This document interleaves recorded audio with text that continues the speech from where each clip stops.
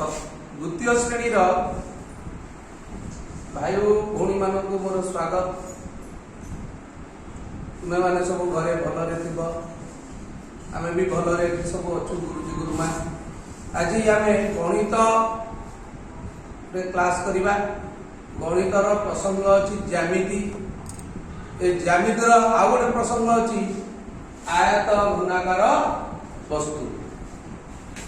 वस्तु तो अनेक प्रकार रही किंतु ता भीतर आयत घनाकार वस्तु क्या कहुए ना जो आयत घनाकार वस्तुर लंब प्रस्थ और उच्चतार माप समान नुहे किंतु तार विपरीत धारर माप परस्पर समान अटे ताकू आयत घनाकार वस्तु कहुए।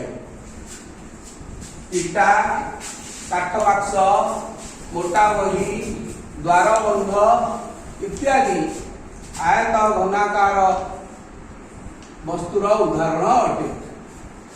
आयत घनर 12टी धार अच्छी।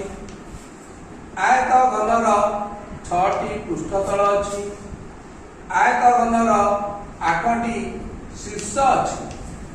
और आयत घनाकार वस्तुर चित्र एक प्रकार तो आम किसी मॉडल लेकिन देखा आयत घनकार वस्तुर कौन कौन अच्छी कि ना। यहाँ गोटे बाक्स। ए बाक्सर केतोटी पृष्ठतल अच्छी आम गणवा 1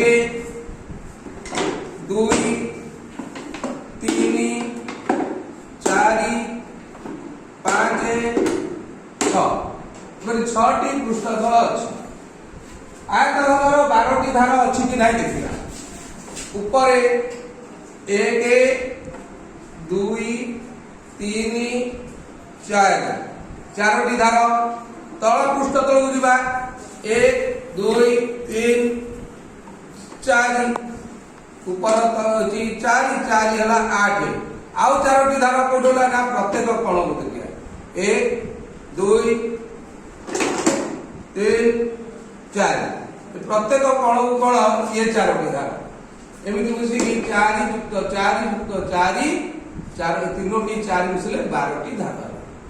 तावरे शीर्ष आयत घनर 8टी शीर्ष अच्छी। ये जो मुन कण कण मुन है गोटे शीर्ष 1 2 3 4 ऊपर 4टी शीर्ष पुणी तल पृष्ठतल उठा देखा तार भी 4टी शीर्ष तल 1 2 3 4 ऊपर 4 तले 4 4 4 8टी शीर्ष अच्छी।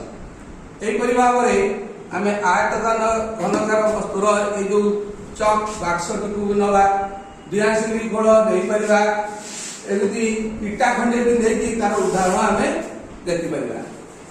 आज वीडियो क्लास ये